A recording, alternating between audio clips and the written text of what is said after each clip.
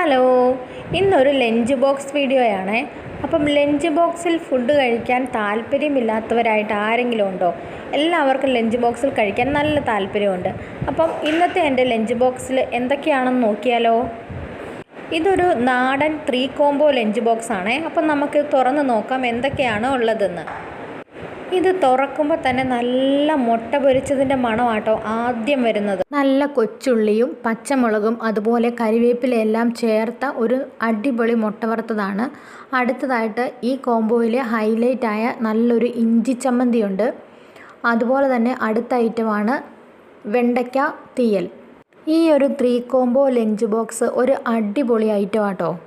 നിങ്ങൾ ഇങ്ങനെ ഒരു കോംബോ കഴിച്ചിട്ടുണ്ടോ?